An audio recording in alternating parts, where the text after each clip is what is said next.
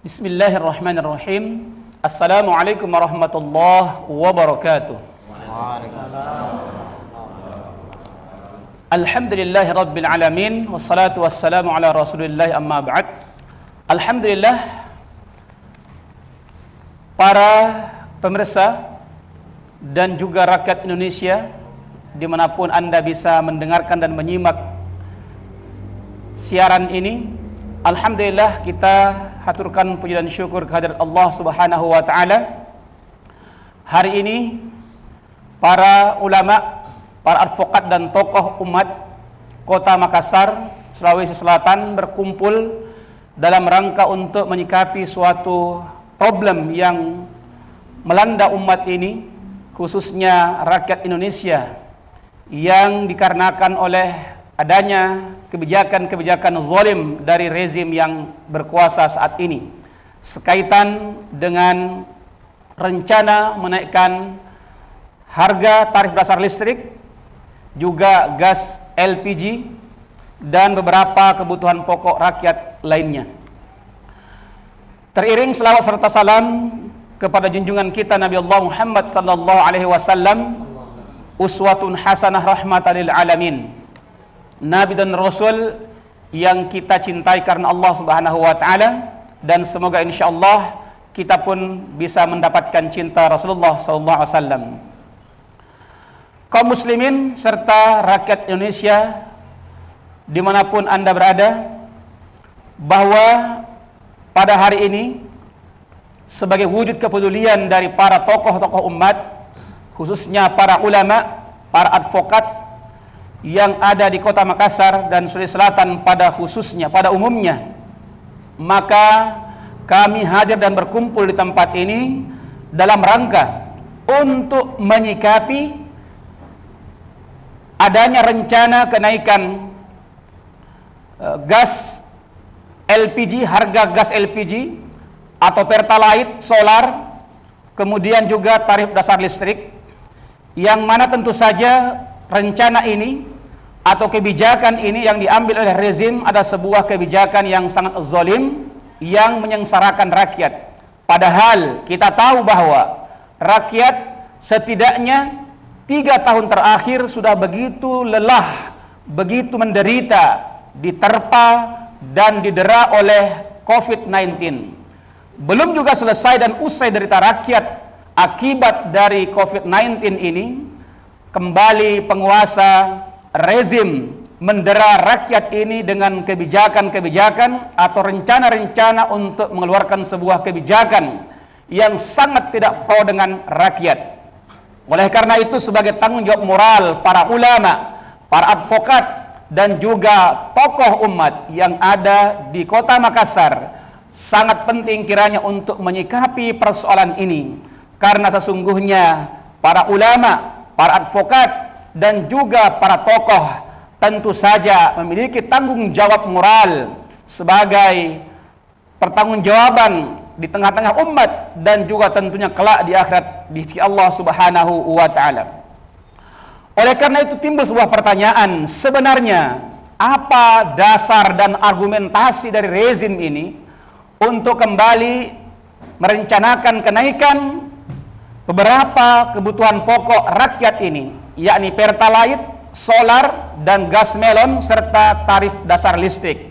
Padahal kita tahu bahwa 4 perkara ini merupakan dalam pandangan Islam merupakan 4 kebutuhan pokok umat yang notabene merupakan pemilikan umat atau al-milkiyah umat, yang dalam Islam tentu saja ini merupakan hak totalitas milik rakyat dan menjadi kewajiban dari penguasa untuk mengelola perkara ini untuk dikembalikan manfaatnya sebesar-besarnya kepada rakyat. Akan tetapi kenyataannya semua itu tidaklah memberikan dampak yang signifikan dan positif dengan apa yang dirasakan oleh rakyat saat ini. Oleh karena itu umat perlu tahu, perlu memahami dasar dan argumentasi dari rezim serta bagaimana sesungguhnya bantahan dari para tokoh umat, para advokat, para ulama terkait dengan perkara ini.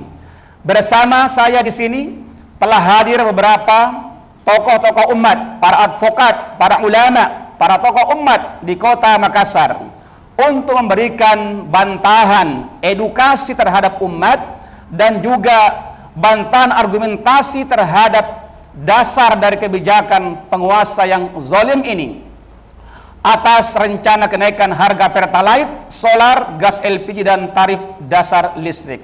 Alhamdulillah, dengan itu insyaallah umat akan mengerti, akan faham bahwa sungguhnya benar adanya rencana kebijakan ini adalah sebuah rencana yang zalim dan kita berharap itu tidak terjadi.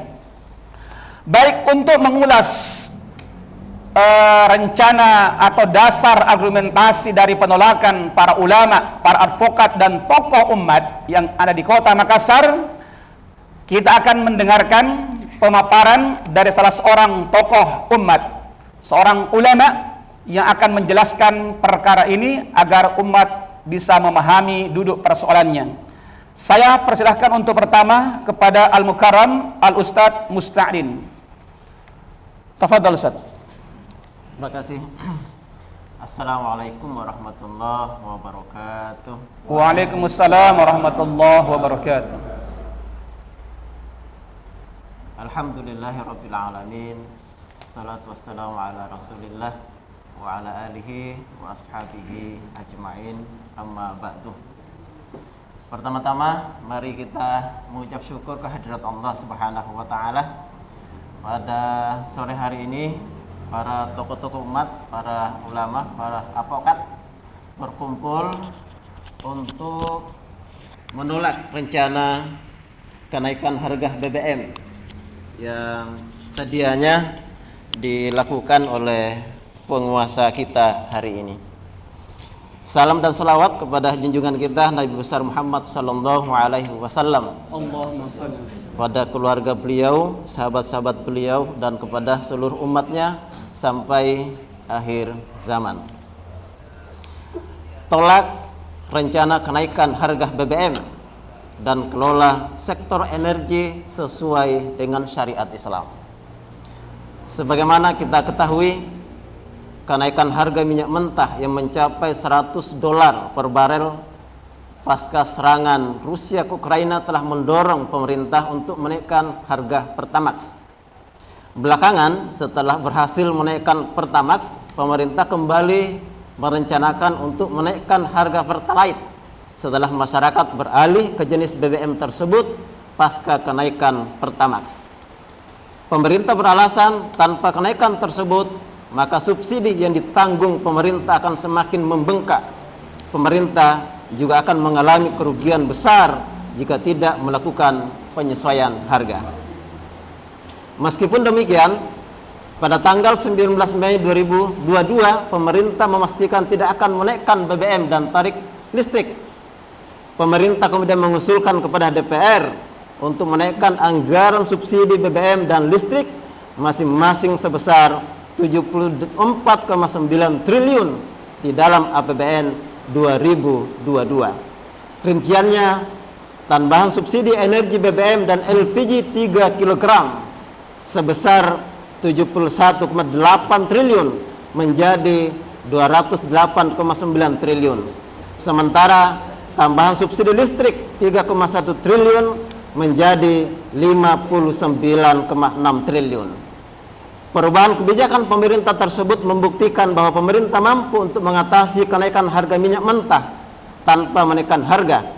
Dengan demikian, alasan bahwa jika tanpa menaikkan harga BBM, maka APBN akan jebol dan tidak ada solusi lain selain kebijakan itu terbantahkan dengan sendirinya. Hanya saja kami himbau kepada seluruh rakyat Indonesia, biasanya apa yang keluar atau terlontar dari kebijakan-kebijakan rezim yang terjadi adalah malah sebaliknya. Makanya kami menghimbau, kalau tertidur jangan terlalu nyenyak, jangan sampai begitu pagi semua bahan-bahan sudah pada naik semua. Apakah itu listrik, BBM dan LPG 3 kg. Nah, ini LPG, ini tabungnya yang 3 kg yang biasa tertulis untuk masyarakat miskin. Makanya banyak juga rakyat kita ketika membeli 3 kg ini mengaku miskin semua. Nah, ada beberapa argumentasi yang ingin kami sampaikan yang menjadi alasan mengapa harga BBM tidak perlu dinaikkan. Satu, kenaikan harga BBM akan meningkatkan kenaikan harga barang dan jasa atau yang kita kenal dengan inflasi, sehingga kondisi ekonomi rakyat yang belum sepenuhnya pulih akibat pandemi akan semakin susah dan sengsara. Jumlah pengangguran dan penduduk miskin akibat masih sangat tinggi, masih tinggi dibandingkan sebelum masa pandemi.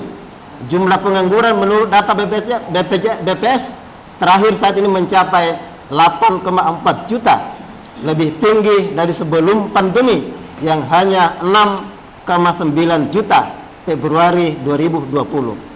Sementara penduduk miskin mencapai 26,5 juta orang, lebih tinggi dibandingkan dengan sebelum masa pandemi yang mencapai 24,8 juta September 2019. Dengan kenaikan BBM, maka inflasi atau kenaikan harga di tengah masyarakat akan mengalami lonjakan. Kondisi tersebut akan semakin parah jika pemerintah juga menaikkan harga LPG 3 kg dan tarif dasar listrik untuk golongan menengah ke bawah. Karena itu dipastikan jika pemerintah nekat menaikkan harga pertalite, listrik dan LPG 3 kg, maka jumlah penduduk miskin dan pengangguran akan kembali meledak. Kebijakan itu juga akan memperkuat persepsi publik bahwa pemerintah saat ini bukanlah pelayan rakyat atau pelayan masyarakat yang kapabel mengatasi masalah kenegaraan. 2. Liberalisasi sektor migas menyebabkan harga BBM menjadi lebih mahal dari yang seharusnya. Dengan liberalisasi sektor energi, swasta diberikan peluang yang sama dengan BUMN untuk terlibat aktif dalam mengelola sektor energi. Karena itu harga yang menjadi acuan penetapan kontrak mengacu pada harga minyak internasional yang sangat fluktuatif akibat perubahan supply and demand, baik untuk konsumsi, cadangan dan spekulasi. Minyak mentah yang diproduksi baik oleh Pertamina ataupun kontrak kerjasama atau KKS yang dijual ke unit penggilingan Pertamina dinilai dengan harga internasional. Padahal biaya produksi minyak mentah di Indonesia jauh lebih rendah dibandingkan dengan harga minyak mentah yang berlaku saat ini. Menurut Sekretaris Satuan Kerja Khusus Pelaksana Kegiatan Usaha Hulu Minyak dan Gas Bumi, Taslim Z. Yunus, biaya produksi minyak dan gas bumi pada kuartal 1 2021 sebesar 11,88 US dollar per barel. Sebelumnya, Wakil Kepala SKK Migas Patarian Abdurrahman menyatakan biaya produksi minyak mentah di Indonesia yang paling tinggi pada 26 US dollar per barel, sedangkan ongkos produksi yang paling efisien hanya 4 dolar per barel. Jika harga saat ini mencapai 100 dolar per barel dengan biaya produksi 12 dolar per barel, maka keuntungan kontraktor kerjasama mencapai 78 US dollar atau 1,1 juta per barel. Alhasil, jika seluruh produksi minyak mentah domestik dikelola oleh Pertamina dan pengelolaan BBM dihitung berdasarkan biaya produksinya, maka harga BBM akan jauh lebih rendah. Namun, hal tersebut sulit terjadi selama pemerintah masih melakukan liberalisasi sektor migas dengan mendorong swasta untuk terlibat dalam mengelola sektor niaga migas, menyamakan posisi Pertamina dengan kontraktor swasta dan memandang minyak mentah sebagai komoditas bisnis yang harus dikelola secara menguntungkan oleh Pertamina. Kondisi tersebut sangat kontras dengan ajaran Islam yang mengkategorikan sektor pertambangan yang melimpah merupakan milik umum sehingga wajib dikelola oleh negara untuk sebesar-besar digunakan untuk publik dan haram diserahkan kepada pihak swasta. Dalam Islam dikenal ada hadis Rasulullah sallallahu alaihi wasallam, "An-nasu syuraka'u fi thalathin, fil ma'i wal kala'i wan nar," rawahu Abu Daud. Manusia berserikat pada 3 hal: air, padang rumput, api atau energi. Jadi sumber daya alam itu seharusnya dikelola oleh negara dan hasilnya tugas negara memang untuk mensubsidi rakyat atau melayani rakyat agar rakyat mereka sejahtera. Yang ketiga, pandangan pemerintah bahwa subsidi BBM membebani APBN terutama pada saat terjadi kenaikan harga mentah merupakan konsekuensi pengelolaan APBN menggunakan sistem kapitalisme. Dengan menggunakan sistem tersebut, maka potensi pendapatan dari pengelolaan sektor sumber daya alam yang melimpah seperti migas, batu bara, emas, dan tembaga diserahkan kepada swasta, sementara pemerintah hanya mendapatkan pendapatan perpajakan dan pendapatan negara bukan pajak berupa royalti, dan bagi hasil migas yang nilainya sangat-sangat kecil dibandingkan jika seluruhnya dikelola oleh negara. Dengan pengelolaan yang berbasis kapitalisme tersebut, pemerintah juga menjadi sangat bergantung kepada utang, sehingga pembayaran bunganya sangat membebani APBN yang mencapai 406 triliun rupiah pada tahun 2022. Luar biasa. Ini baru bunganya 406 triliun yang sudah membuat APBN kita sudah terseok-seok untuk membayarnya. Akan tetapi kalau untuk subsidi rakyat, maka negara selalu mengatakan APBN terbebani, APBN akan jebol. Tapi kalau untuk membayar utang, negara tidak pernah mengucapkan itu. Mungkin untuk menjaga tata krama kepada pengutang. Jika pemerintah mengadopsi pengelolaan APBN berdasarkan syariah, maka pendapatan negara akan jauh lebih besar. Pemerintah tidak akan pusing dengan tambahan subsidi untuk kepentingan rakyat banyak. Di antara konsep pengelolaan APBN berdasarkan syariat Islam adalah seluruh sumber daya alam, termasuk minyak dan gas yang cadangannya sangat melimpah di negara kita. Sebagai contoh, jika sektor kelautan, kehutanan, migas, batubara, dan emas dikelola sesuai syariah, maka potensi pendapatan APBN dapat mencapai lebih dari 4.000 triliun. Dengan demikian, pemerintah tidak perlu berhutang, sehingga secara otomatis pembayaran bunga yang membebani APBN itu juga tidak akan ada. Kemudian, dengan pengelolaan yang berbasis syariah, harga BBM domestik akan lebih murah, sebab produksi akan dikendalikan oleh Pertamina, sehingga harganya tidak perlu dinilai dengan harga internasional, namun cukup dengan harga perolehan yang dapat ditambah dengan margin yang wajar.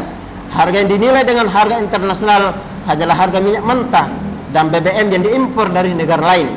Berdasarkan perhitungan dari tahun 2020, data terakhir yang diperoleh dari Kementerian ESDM, impor minyak mentah dan BBM Indonesia masing-masing hanya sekitar 24% dan 30%. Bahkan jika seluruh minyak mentah produksi domestik mampu dikilang di dalam negeri, maka kebutuhan impor hanya 12%. Apalagi jika pemerintah mampu mempercepat pembangunan kilang, maka kebutuhan impor BBM dapat diminimalkan. Selanjutnya, mahalnya harga BBM karena pemerintah mengenakan komponen PPN dan pajak BBM daerah pada harga jual ke masyarakat. Di antara komponen pembentukan harga BBM di tingkat konsumen adalah pengenaan PPN sebesar 10% dan 5% untuk pajak BBM daerah. Kebijakan ini terjadi lantaran pemerintah mengandalkan pajak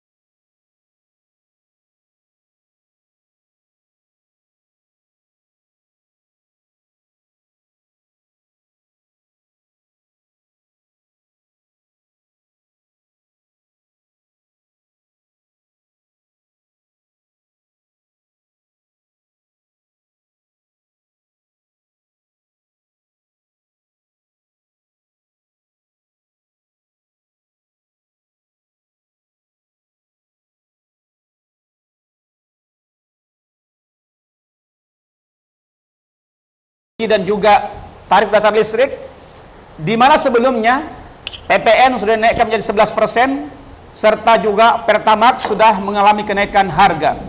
Dan sekali lagi, kebijakan ini adalah sebuah kebijakan yang zalim, caranya rakyat yang sampai detik hari ini sesungguhnya umat ini kepada Allah Subhanahu wa taala, karena di antara kewajiban yang mesti diemban oleh seorang muslim adalah senantiasa saling menasihati dalam kebenaran dan kesabaran. Rasulullah bersabda dalam satu hadisnya, ad-dinun nasihah. Ya, sahabat bertanya, nasihat bagi siapa ya Rasulullah? Rasulullah menjawab, lillahi wa li rasulihi wa li kitabihi wa li a'immatil muslimina wa amatihim. Nasihat bagi Allah, Rasulnya, kitab-kitabnya, nasihat bagi pemimpin-pemimpin kaum muslimin, dan nasihat bagi seluruh kaum muslimin.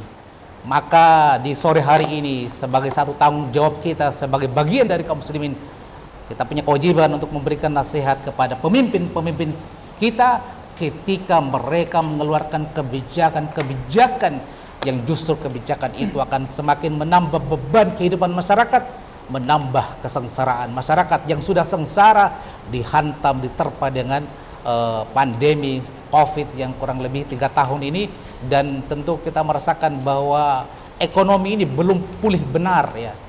Maka apa yang telah disampaikan tadi tentang rencana pemerintah menaikkan harga TDL, gas, LPG, kemudian BBM dari jenis Pertalite, solar, maka kita nilai merupakan kebijakan yang zalim di tengah penderitaan rakyat hari ini.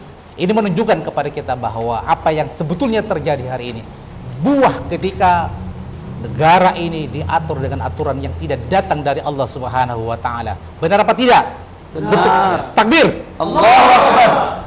Maka sinilah kami akan ingin menyampaikan kepada kaum muslimin yang menyaksikan acara ini bahwa Allah Subhanahu wa taala telah menurunkan ad-dinul Islam ini kepada kita, kepada baginda Rasulullah Muhammad sallallahu alaihi wasallam, di mana ad-dinul Islam, agama Islam ini tidak hanya mengajarkan kepada kita tentang urusan iman, urusan akidah, ibadah, akhlak semata, tapi Islam ini hadir sebagai way of life, sebagai pandangan hidup, sebagai sistem kehidupan yang mengatur seluruh urusan kehidupan manusia. Dan itu Allah tegaskan dalam Al-Quran, dalam surat An-Nahl. Allah Subhanahu wa taala berfirman, a'udzubillahi minasyaitonir rajim, wa nazzalna 'alaikal kitab tibyanan likulli syai'in. Kami menurunkan Alkitab, Al-Qur'an ini sebagai tibyanan, penjelasan, likulli syai'in, atas segala sesuatu, termasuk persoalan ekonomi yang merupakan persoalan fundamental dalam kehidupan manusia. Ketika persoalan ekonomi ini bermasalah, maka memberikan dampak efek yang meluas dalam kehidupan kita. Kemiskinan, penderitaan, kerusakan di tengah kehidupan kita, sebagaimana yang sedang terjadi di negeri yang kita cintai bersama. Takbir. Allahu Akbar. Maka saudara sekalian yang dirahmati dan dimuliakan oleh Allah SWT, yang pertama yang ingin Al-Fakir sampaikan bahwa Islam ini datang, diturunkan oleh Allah sebagai solusi terhadap persoalan hidup kita ya. Termasuk di dalamnya dalam persoalan ekonomi. Justru dalam persoalan ekonomi Allah Subhanahu wa taala telah memberikan panduan yang begitu terperinci tentang bagaimana kita menatap persoalan ekonomi dalam kehidupan kita ya. Berkenaan dengan masalah rencana pemerintah ya untuk menaikkan tarif atau harga BBM ya, kemudian TDL ya, kemudian gas LPG ya. Ini maka dalam Islam seperti yang disampaikan tadi, ada satu hadis dari baginda Rasulullah ya tentang al-milikiyatul ammah ya. Karena dalam Islam itu persoalan kepemilikan itu juga diatur dengan sangat jelas, dan ini berbeda dalam sistem kapitalis, di mana dalam sistem kapitalis tidak ada kejelasan berkenaan dengan kepemilikan ini. Kepemilikan umum bisa dimiliki oleh individu dan sebaliknya. Justru dalam Islam tidak demikian. Dalam Islam jelas jenis kepemilikan ini. Disebut dengan al-milikiyatul afrad, kepemilikan individu ya. Ada al-milikiyatul ammah, kepemilikan umum. Dan yang ketiga al-milikiyatul daulah, kepemilikan negara. Yang kedua ini kepemilikan umum, ya seperti hadis yang disebutkan diriwayatkan oleh Imam Abu Daud. Jadi an-nasu suraka'u fi thalathin fil ma'i wal qalla'i wan nar. Jadi manusia itu berserikat, kata Nabi, kata baginda Rasulullah, dalam 3 perkara, ya. Jadi al-ma, jadi fil ma, air, ya. Kemudian padang gembalaan atau padang rumput, ya. Dan yang ketiga adalah api. Dan api ini turunannya termasuklah tambang, minyak, dan mineral yang depositnya tidak terbatas. Ini termasuk al-milikiyatul ammah, yang dalam konsep Islam kepemilikan umum ini tidak boleh, haram hukumnya dimiliki oleh individu atau kelompok, ya. Tapi kepemilikan umum ini akan dikembalikan kepada pemiliknya, itu rakyat, dan negara dalam hal ini hadir untuk kemudian bagaimana mengelola kepemilikan umum, dan hasilnya dikembalikan kepada yang berhak memilikinya, itulah rakyat. Dan hari ini menunjukkan kepada kita bahwasanya negara kita ini, ya, menerapkan sistem kapitalisme di mana sumber daya alam kita, negara hanya hadir sebagai regulator, ya, sedangkan eksekutornya adalah swasta. Itulah yang kita hari ini, ya, disebut dengan oligarki, ya. Jadi kekuatan para pengusaha, ya, sekelompok kecil orang yang memiliki modal besar, ya, dan sebetulnya mereka lah yang mengendalikan kehidupan negara ini. Dan inilah bahayanya ketika sebuah masyarakat, sebuah negara menerapkan kapitalisme, maka kapitalisme hanya akan memberikan kesejahteraan, kekayaan kepada segelintir manusia, dan akan menyengsarakan sebagian besar kehidupan masyarakat seperti yang sedang kita rasakan hari ini. Maka Islam lagi-lagi hadir untuk memberikan jawaban, solusi terhadap apa yang sedang kita hadapi hari ini, yaitu bagaimana kita menerapkan sistem ekonomi Islam yang berbasis kepada dalam aspek kepemilikan diberikan porsi kepemilikan yang jelas, dan yang kedua distribusi kepemilikan yang juga jelas dalam Islam. Allah sebutkan dalam surat Al-Hasyr, kaila yakuna dulatan bainal aghniyam, jangan sampai harta itu hanya berputar pada segelintir manusia saja. Dalam sistem kapitalis ini juga menjadi problem mendasar, distribusi kekayaan yang tidak merata. Jadi kekayaan hanya bertumpuk sebagian besar kepada pemilik modal, yang kita hari ini kita kenal sebagai oligarki, sementara rakyat hanya mendapatkan secuil dari apa yang menjadi milik mereka. Dalam Islam, negara hadir sebagai riayatus sunil ummah, riayatus sunil ummah, mengurusi urusan umat dengan syariah, yaitu bagaimana negara mendistribusikan kekayaan alam, harta di baitul mal kepada orang yang berhak menerima, kepada seluruh masyarakat secara merata. Sehingga dengan sistem ekonomi Islam akan melahirkan kehidupan yang mensejahterakan seluruh masyarakat. Seperti dalam sejarah panjang peradaban Islam, kita tidak bisa lupa bagaimana sejarah kegemilangan Islam. Satu contoh saja, ya, di masa khilafahan Umar bin Abdul Aziz, yang walaupun hanya berkuasa kurang lebih 3 tahun lamanya, tapi luar biasa sejarah mencatat ketika itu di masa pemerintahan Khalifah Umar bin Abdul Aziz tidak ada satupun ditemukan orang yang menderita miskin. Karena kenapa? Seluruh kebutuhan mereka terpenuhi. Karena kenapa? Khalifah menerapkan sistem syariah yang datang dari Allah Subhanahu wa taala. Takbir! Allahu Akbar! Maka tidak ada jalan yang bisa menyelamatkan negeri ini dari keterpurukan dan carut-marutnya kehidupan, termasuk dalam urusan ekonomi, selain kita kembali kepada ad-dinul Islam, menerapkan Islam secara kafah di tengah-tengah kehidupan kita dengan tegaknya syariah dan khilafah yang akan menerapkan syariah secara kafah di tengah-tengah kehidupan kita. Hanya dengan itulah kemudian gambaran kehidupan yang rahmatan lil alamin akan nyata terbukti dalam kehidupan kita sebagaimana yang pernah diukir dalam sejarah panjang kegemilangan peradaban Islam. Maka saya mengajak kepada kaum muslimin, ya, kepada hadirin sekalian, bahwa marilah terus kita serukan tentang pentingnya negara ini menerapkan syariah. Dan kepada para pemimpin, sadarlah bahwa kepemimpinan itu amanah, dan amanah itu pertanggungjawaban tidak hanya di hadapan rakyat, tapi juga pertanggungjawabannya di hadapan mahkamah Allah Subhanahu wa taala.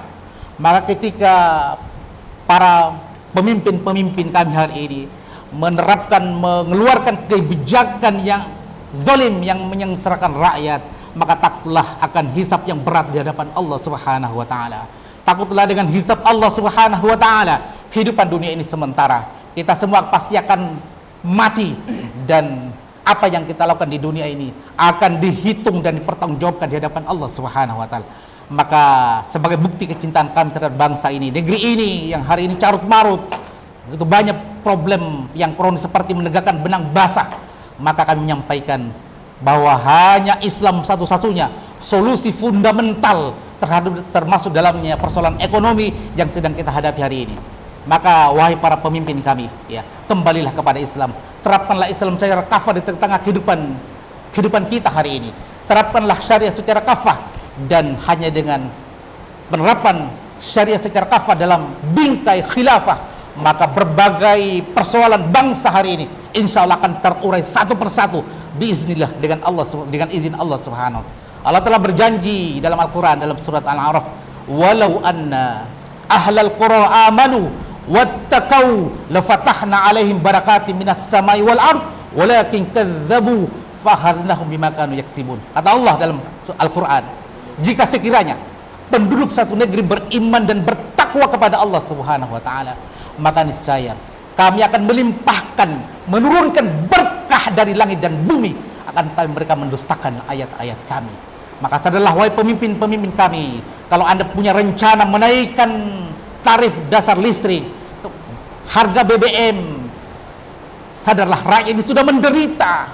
Jangan tambah beban penderitaan rakyat ini dengan kebijakan para pemimpin kami yang tidak melindungi kepentingan rakyat ini. Takutlah kepada Allah Subhanahu wa taala. Inilah yang Al-Fakir disampaikan, bahwa solusi fundamental dalam persoalan ekonomi bangsa ini dan persoalan-persoalan yang lainnya hanya menerapkan Islam secara kafah dalam bingkai khilafah. Takbir, Allahu Akbar. Demikian dari Al-Fakir, billahi taufiq wal hidayah. Wassalamualaikum warahmatullahi wabarakatuh. Waalaikumsalam warahmatullahi wabarakatuh. Alhamdulillah, wahai kaum muslimin, rakyat Indonesia pada umumnya, itulah tadi sebuah nasihat yang datang dari para tokoh umat, dari para ulama, sebagai wujud kepedulian dan tanggung jawab untuk menyelamatkan bangsa ini, menyelamatkan rakyat ini dari kezaliman-kezaliman penguasa yang sesungguhnya mereka tidak berpihak kepada kepentingan rakyat. Dan sekaligus sebagai sebuah nasihat kepada penguasa saat ini agar bersegeralah kembali kepada ampunan Allah, wasari'u ila maghfiratin min rabbikum, bersegera kembali kepada ampunan Allah Subhanahu wa taala dengan menjauhkan, meninggalkan seluruh tatanan sistem yang zalim yang menyengsarakan rakyat, dan cukuplah syariat Islam saja yang digunakan untuk menata dan mengelola kehidupan berbangsa dan bernegara ini, yang dengan itu insyaallah biidznillah barakah akan datang minas sama'i wal ard.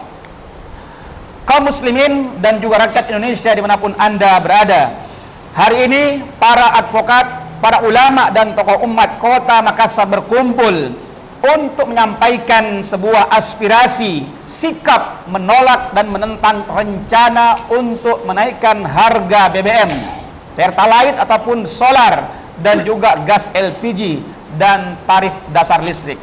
Oleh karena itu, dalam forum ini kami akan menyampaikan sebuah pernyataan bersama ulama, advokat dan tokoh umat kota Makassar tentang penegasan sikap penolakan terhadap rencana kenaikan BBM, Pertalite, solar, gas LPG dan tarif dasar listrik.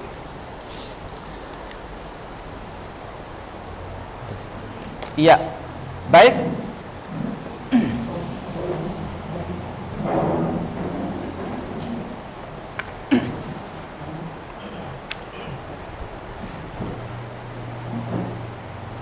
Saudara sekalian, kaum muslimin dan juga rakyat Indonesia dimanapun Anda berada,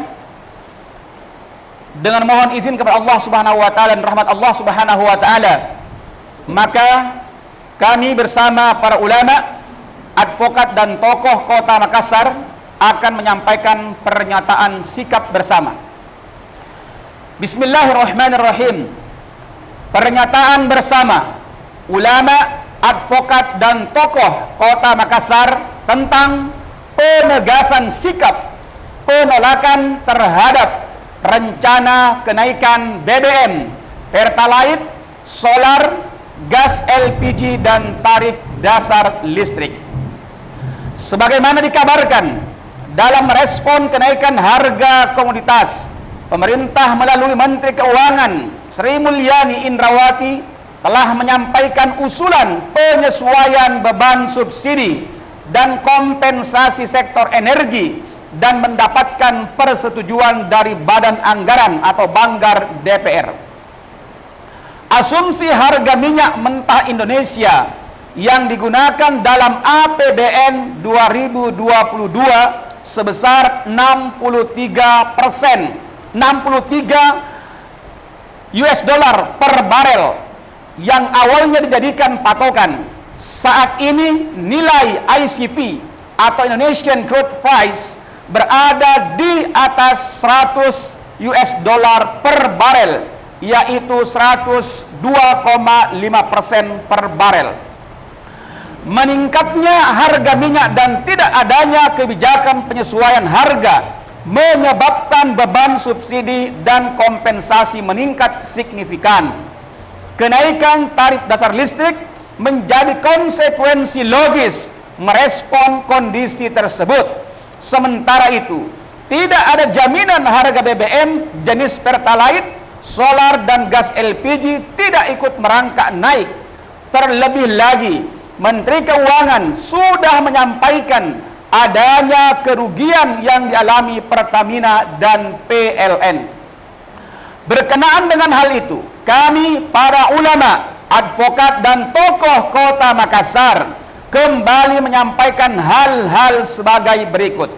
1. Bahwa tugas ulama, tugas utama negara adalah mengurangi dan mengurusi dan melayani rakyat. Kami ulangi. Pertama, bahwa tugas utama negara adalah mengurusi dan melayani rakyat, bukan berdagang dengan rakyat. Hubungan yang harus dibangun adalah hubungan yang melayani dan meringankan beban rakyat, bukan berdagang dengan logika untung rugi. Hal mana sejalan dengan sabda baginda Nabi Muhammad SAW yang menyatakan, al-imamu ra'in wa mas'ulun an ra'iyatih. Imam atau khalifah adalah ra'in, pengurus atau pelayan rakyat, dan ia bertanggung jawab atas pengurusan rakyatnya. Hadis riwayat Al-Bukhari. Yang kedua, selain berfungsi sebagai pengurus dan pelayan rakyat, negara juga harus memberikan perlindungan kepada rakyat, menjadi junnah perisai bagi rakyat. Di tengah gempuran ideologi kapitalisme liberal, negara harus menjadi pelindung bagi rakyat dengan mengambil sejumlah kebijakan proteksi untuk menyelamatkan nasib rakyat. Organisasi negara sebagai organ kekuasaan wajib menjaga dan melindungi rakyat, bukan malah menyerahkan leher rakyat pada mekanisme ekonomi pasar yang melayani kepentingan kapitalis oligarki. Hal mana sejalan dengan sabda baginda Muhammad sallallahu alaihi wasallam, innamal imamu junnatun yuqatalu min waraihi wa yuttaqa bihi. Sesungguhnya kata Rasulullah, al-imam atau khalifah itu laksana junnah, perisai, di mana orang-orang akan berperang di belakangnya atau mendukungnya dan berlindung dari musuh dengan kekuasaannya. Rawahul Bukhari, Muslim, Ahmad dan Abu Daud. Yang ketiga, saudara-saudara sekalian, bahwa rencana pemerintah yang akan menaikkan harga BBM jenis Pertalite dan solar, harga gas LPG 3 kg dan menaikkan tarif dasar listrik TDL adalah konfirmasi kebijakan yang sangat liberal, hanya melayani kepentingan oligarki dan kehendak kapitalisme global dengan mengabaikan hak dan kepentingan rakyat. Kebijakan seperti ini jelas kebijakan zalim, apalagi di tengah beban kehidupan rakyat yang sudah berat akibat dampak dari pandemi yang belum sepenuhnya pulih. Saudara sekalian, saya ingin bertanya, apakah rencana kebijakan menaikkan harga Pertalite, solar, TDL dan juga SPG, gas LPG ada sebuah kebijakan zalim atau tidak? Zalim. Zalim atau tidak? Zalim. Sebuah kebijakan yang sangat zalim. Saudara sekalian, yang keempat, bahwa seluruh problem ekonomi yang dihadapi negara semestinya dapat diselesaikan dengan mudah jika negara mengambil Islam sebagai solusi, sehingga kekayaan alam Indonesia yang melimpah dapat memberi dampak kesejahteraan bagi rakyat, bukan hanya menguntungkan segelintir kelompok oligarki. Yang kelima, saudara sekalian, bahwa desain pengelolaan ekonomi, terutama penguasaan negara atas seluruh harta jenis milik umum, al-milkiyatul ammah, harus segera dilakukan untuk menyelamatkan masa depan bangsa Indonesia, sekaligus dalam rangka menunaikan tugas negara sebagai pelayan dan pelindung bagi rakyat. Hal mana ini sejalan dengan sabda baginda Nabi Muhammad sallallahu alaihi wasallam yang menegaskan, al-muslimuna syuraka'u fi thalathin, fil kala wal ma wan nar, yang artinya kaum muslimin, atau di hadis lain an-nasu syuraka, bahwa manusia berserikat dalam tiga hal, tiga perkara, yaitu padang rumput, air dan api. Rawahul Abu Daud dan Ahmad. Saudara-saudara sekalian yang dirahmati Allah Subhanahu wa taala, selanjutnya ulama, advokat dan tokoh kota Makassar menyampaikan pernyataan sikap dan tuntunan sebagai berikut. Yang pertama, menuntut kepada Presiden Republik Indonesia selaku pemegang visi dan misi pemerintahan untuk tidak menaikkan harga BBM jenis Pertalite dan solar, harga gas LPG 3 kg, dan kenaikan tarif dasar listrik TDL dengan alasan apapun.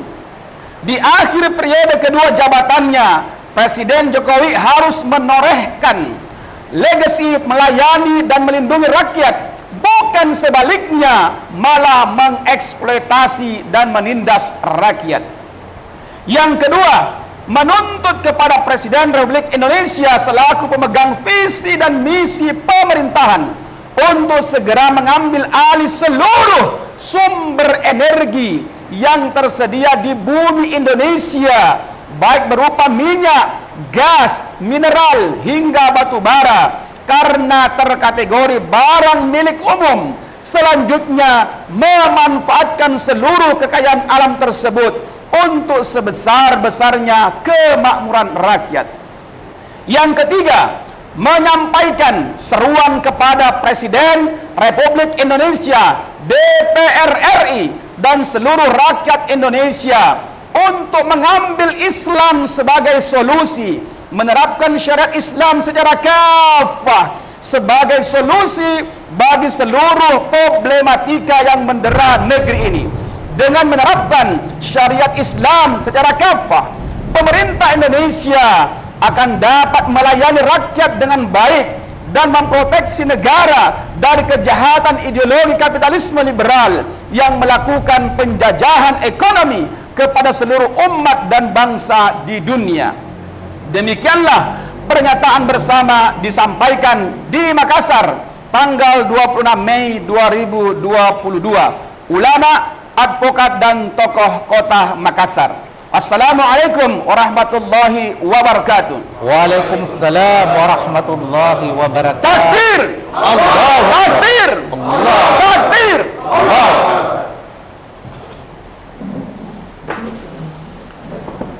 Iya, saudara sekalian, itu tadi rangkaian acara pada hari ini dari para tokoh umat, para advokat yang telah menyampaikan pernyataan bersama tentang penegasan sikap para ulama, para advokat dan tokoh kota Makassar untuk menolak dengan tegas rencana pemerintah untuk menaikkan harga BBM, jenis Pertalite, solar, gas LPG dan tarif dasar listrik. Semoga press conference ini menjadikan sebuah wadah edukasi kepada umat dan juga sebagai argumentasi ilmiah kepada rezim agar mereka memiliki secerca hati dan kepedulian kepada umat, agar mereka berkenan untuk membatalkan rencana untuk menaikkan harga Pertalite dan solar serta gas LPG dan tarif dasar listrik yang notabene merupakan sebuah rencana yang sangat zalim. Semoga insyaallah hidayah Allah terlimpahkan kepada kita semua dan juga para pemimpin umat ini. Sekian dari kami. Kami tutup dengan ucapan wassalamualaikum warahmatullahi wabarakatuh. Waalaikumsalam warahmatullahi wabarakatuh.